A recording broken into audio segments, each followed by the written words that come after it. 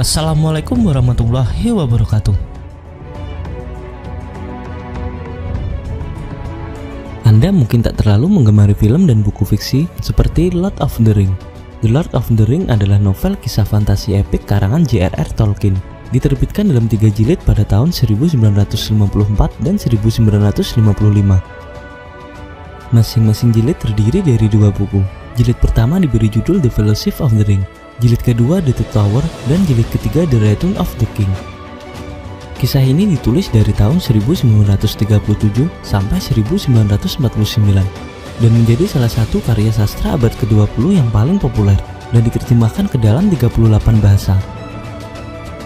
The Lord of the Ring telah difilmkan 3 kali, yang pertama sebagai film animasi oleh Rabaksi pada tahun 1978, yang kedua pada tahun 1980 sebagai acara televisi.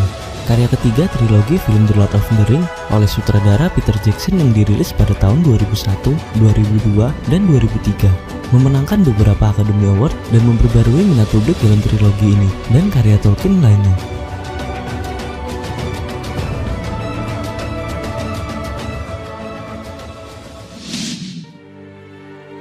Film ini bukanlah film bertema sejarah, sebab di dunia ini tidak ada sejarah seperti itu. Ia juga bukan film sihir seperti Harry Potter, sebab di dalamnya minim adegan-adegan sihir. Ia bukan film fantasi murni, sebab detail ceritanya mengandung makna-makna tertentu. Ia bukan film horor, sebab tidak ada eksploitasi dunia hantu-hantuan.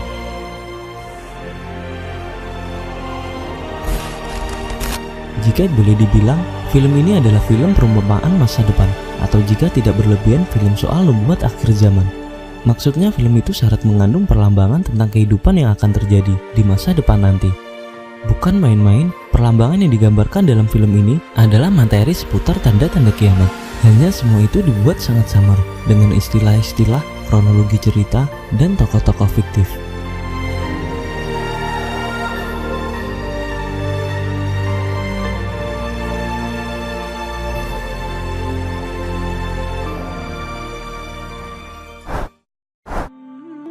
Para aktivis Islam di perkotaan banyak yang tidak percaya dengan hadis-hadis seputar tanda kiamat. Mereka anggap hadis-hadis itu tidak realistik, tidak rasional, dan tidak sesuai dengan fakta-fakta kehidupan modern.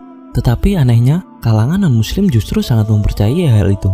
Film ini mencerminkan keyakinan mereka terhadap episode-episode menjelang hari kiamat nanti. Bahkan di pusat-pusat Zionisme internasional, mereka merancang konsep NWO berdasarkan kabar tanda-tanda kiamat itu.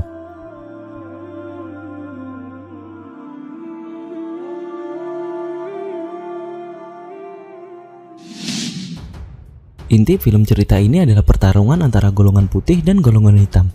Begitu pula saat menjelang hari kiamat nanti, akan ada pertarungan besar antara kaum muslimin dengan kaum Yahudi.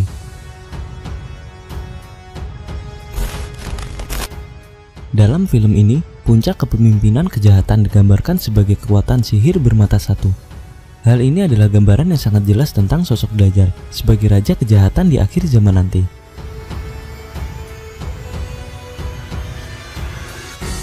Kemudian dalam film itu digambarkan ada koalisi antara 2 kekuatan besar untuk melawan imperium kejahatan.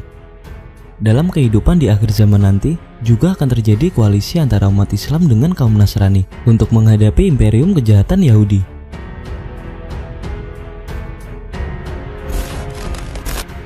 Di akhir cerita digambarkan imperium kejahatan hancur seluruhnya, tidak ada yang tersisa. Begitu pula di akhir zaman nanti, Imperium Dajjal juga akan hancur, kaum Yahudi akan tercerai-berai dan binasa.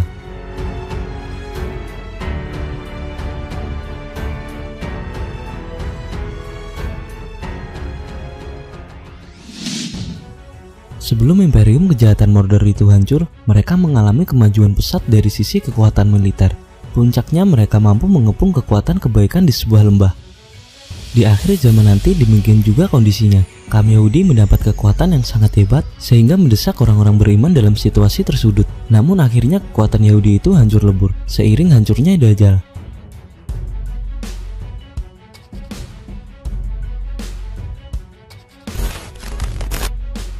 Kunci kekuatan Imperium Kejahatan adalah Sang Mata Satu atau Sauron. Semakin kuat dirinya, semakin kuat pula kerajaannya. Namun saat dia hancur, maka hancur pula seluruh Imperium Kejahatannya. Begitulah hubungan antara Dajjal dengan kaum Yahudi di akhir zaman nanti.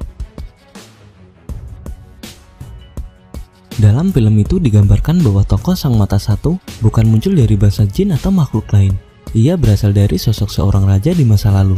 Dalam tanda-tanda kiamat disebutkan bahwa Dajjal itu sejenis manusia, lahir dari keluarga Yahudi di Isfahan atau Iran saat ini.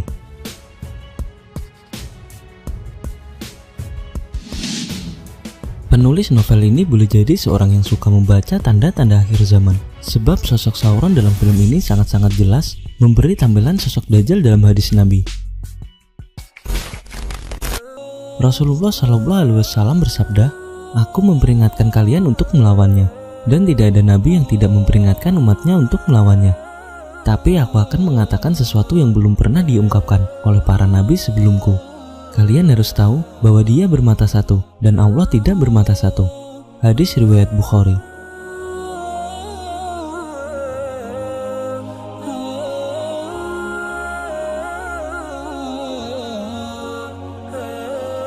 Antikristus Dajjal yang ditampilkan oleh penulis ini memiliki tentara-tentara yang bersosok setan dan gelap. Diriwayatkan dari Aisyah radhiyallahu anha, Rasulullah masuk ke kamarku dalam keadaan aku sedang menangis. Beliau berkata kepadaku, "Apa yang membuatmu menangis?" Aku menjawab, "Saya mengingat perkara Dajjal maka aku pun menangis." Rasulullah SAW berkata, "Jika dia keluar sedang aku masih berada di antara kalian, niscaya aku akan mencukupi kalian. Jika dia keluar setelah aku mati, maka ketahuilah, Rob kalian tidak buta sebelah."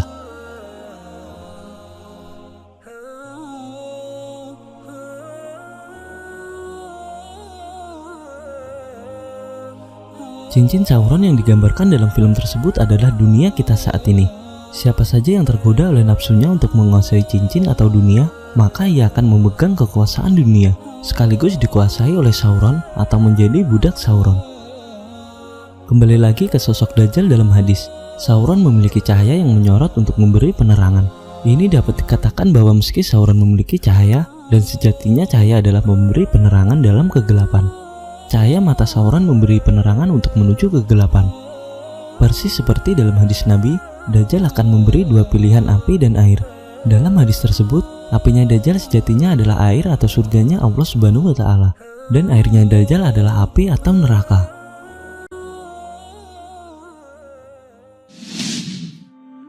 Selanjutnya dalam hadis Nabi, semua kota di dunia ini takluk oleh Antikristus Dajjal, kecuali dua kota.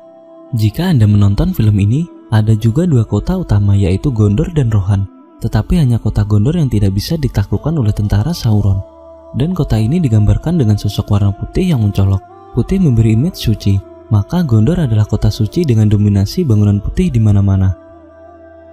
Abu Hurairah radhiyallahu anhu berkata, Rasulullah SAW bersabda, "Pada pintu-pintu kota Madinah ada malaikat yang menyebabkan taun, wabah, dan Dajjal tidak memasukinya."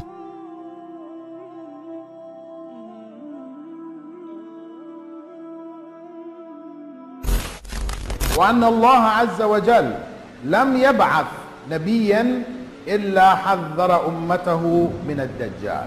Allah most great and glorious never sent a prophet without warning their nation about الدجال.